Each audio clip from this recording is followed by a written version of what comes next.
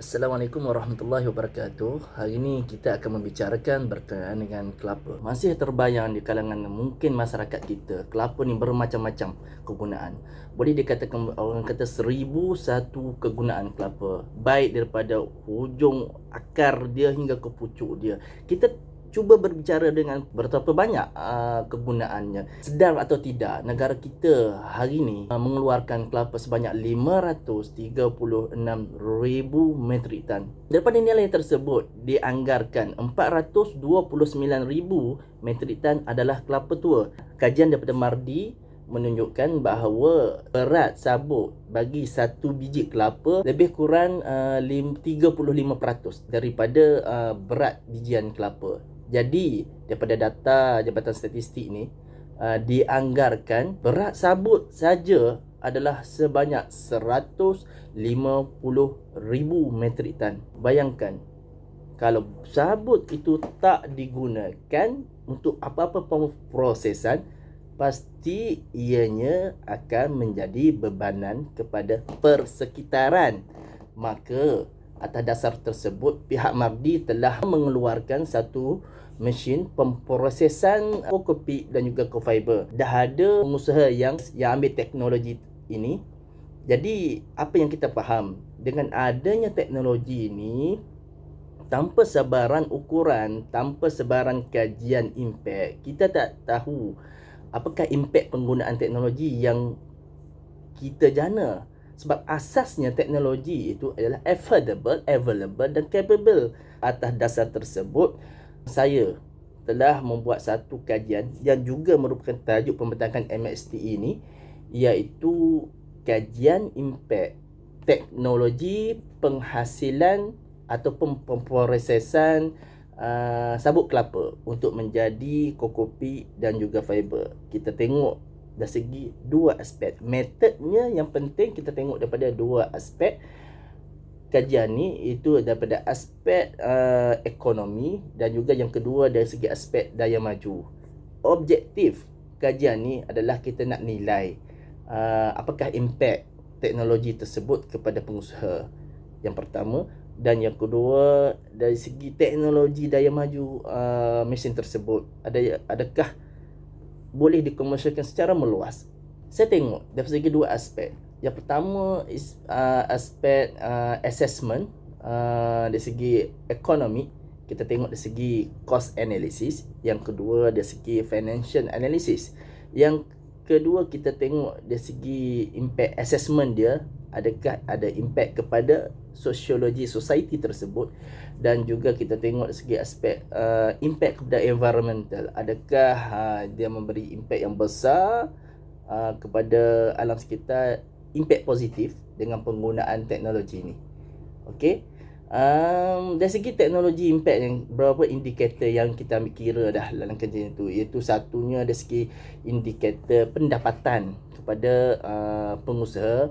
Yang kedua kita tengok dari segi saiz operasi bisnesnya dengan penggunaan teknologi yang kita jana ini memberi kesan kepada saiz pasaran makin bertambah ataupun makin merosot dia punya saiz pasaran. Dan seterusnya dari segi labor size dia, penggunaan workers dia sama ada makin mengecut atau bertambah atau memberi peluang penjanaan kerja.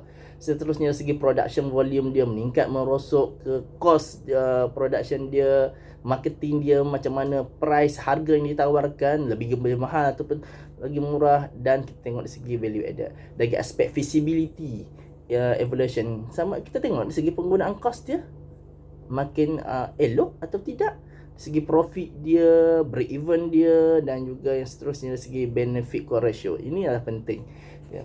Saya sendiri telah pergi kepada pengguna teknologi ini, ada mengikut kaedah pendekatan kajian saya buat, iaitu case study approach. Saya telah pergi jumpa dengan pengguna teknologi mesin kita ni, iaitu yang pertamanya Puan Rohana di Kuantan, yang kedua Pak Sutim Maran Terengganu, yang ketiga Encik Aznan di Cerating.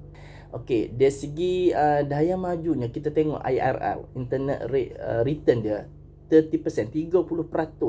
Memang tinggi, 30%. Indikator kita kalau kata di bawahnya adalah paling rendah Kalau 12% tu ke bawah, boleh dikatakan tidak berdaya majulah. Memang susahlah kita nak bersaing dengan produk-produk luar. Tapi bila dah lebih atas pada 12%, 30% ni sangat baiklah. In case kalau kata modal kita nak laburkan di mana-mana bank pun, bank memberikan return interest sebanyak 10%, 12%. Maknanya pelaburan yang dibuat untuk mesin ini, pemprosesan ini mendatangkan keuntungan 30%. Memang sangat elok dan lebih baik dibandingkan dengan pelaburan di agensi-agensi perbankan. Kita tengok dari segi indikator ekonomi benefit cost ratio, iaitu 1.43 RM yang dilaburkan untuk perusahaan ini akan mendatangkan keuntungan sebanyak RM1.43. Dari segi break-even, pelaburan dengan mesin ni, pemprosesan dalam masa 3 hingga 4 bulan, orang kata balik modal lah, dah okey dah. Dan dianggarkan income, income dengan menggunakan teknologi pemprosesan sabut ni, yang Marjana ni, dianggarkan lebih kurang 8,941 sebulan. Bayangkan 8,941, hampir 9,000 sebulan. Dengan andaian mesin ini beroperasi 7 jam sehari dan bekalan sabut tidak terputus. Itu penting. Ni indikator perkiraan yang dibuat di ES ni. Dan machine capacity 2.8 tan sabuk sehari. Inilah indikator dia untuk mendatangkan income sebanyak 8,940. Memang viable lah, berdaya maju teknologi ini. Okey, kita tengok pula dari aspek kajian kes yang dibuat di 3 lokasi. Okey, di 3 lokasi. Lokasi kes pertama yang dibuat di Kuantan. Okey, kes pertama yang dibuat Kuantan, production cost dari segi income, Puan Rohana memperoleh income sebanyak 1,583. Beliau berjaya memberi peluang pekerjaan kepada 3 orang, yang mana gaji setiap seorang daripada average lah, setiap seorang daripada pekerja je 976. Daripada aspek ekonomi return kepada penanam kelapa ni, dapat memberi income sebanyak 7,812 setahun kepada petani ataupun penanam kelapa, yang mana sebelum ni dia tak dapat apa-apa. Maknanya sabut tu dibuang saja. Kali ni bila ada perusahaan proses sabut, petani tu dapat income at least dalam setahun dia dapat 7,000. Okey, kita tengok kes 2 pula. Okey, Pak Sutim di Marang, dia memperoleh pendapatan daripada hasil pemprosesan sabut ni sebanyak 7,667. Dan yang paling penting, dia berjaya membuka peluang pekerjaan kepada 7 orang tempatan, orang kampung. Kita nampak di situ. Dan daripada kes ketiga, untuk kes Puan Encik Azinan, dia berjaya memperoleh pendapatan sebanyak RM3,082 sebulan dan berjaya membuka peluang pekerjaan kepada 3 orang. Perbandingan kajian kes ini, kita tengok dari segi aspek teknologi, impact on economy aspect. Kes di Kuantan 18,300, kes di Marang 92,000, kes di Cerateng 68,000. Ini ekonomi impact dia. Dan dari segi impact community pula, dia memberi peluang pekerjaan. Tengoklah perbandingannya. Marang yang tertinggi 34,000. Ini rakyat tempatan, masyarakat tempatan memperoleh pekerjaan dengan pendapatan yang diusahakan ini. Dan disebabkan proses ini menggunakan, boleh kita katakan sebagai sisa lah, hampas sabut tu, nilai penjagaan persekitaran environmental itu sebanyak kalau di Marang 34,000, kalau di Cerateng 9,000, kalau di Kuantan 13,000. totalnya, kalau tengok di Marang saja, total overall teknologi impact kita tukar kepada ni financial value itu 246,600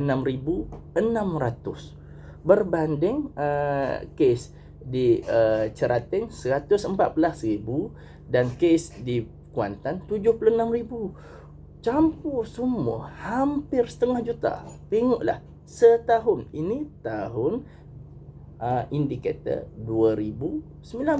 Macam mana? Sangat tinggi impact ekonomi dia, impact community dia dan impact environmental dia. Dan on conclusionnya, okay, dari segi aspek ekonomi ni kita boleh tengoklah bahawa mesin ni, teknologi ni dia sangat berdaya maju untuk diusahakan, boleh pergi jauh lagi. Dan kita melihat kepada teknologi impact pula sangat memberi impact yang positif. Memang pengguna teknologi ni sangat gembira dengan teknologi yang kita janakan ini, dan yang pasti dia create employment to community ni, dan dia sebagai salah satu sumber lah pendapatan ke masyarakat sekitar. Pada masa sama kita ingat bahawa teknologi ini dia boleh protect environment kita. Kalau sebelum ni sabut ni dibuang begitu saja, dan dengan hadirnya teknologi ni ia dapat mengurangkan negative impact environmental kita. Akhirnya daripada kajian ni saya telah mengeluarkan satu laporan yang telah diterbitkan di dalam laporan kajian sosioekonomi tahun 2019. Saya rasa itu saja pembentangan saya kali ini. InsyaAllah mudah-mudahan memberi faedah kepada semua. Assalamualaikum warahmatullahi wabarakatuh.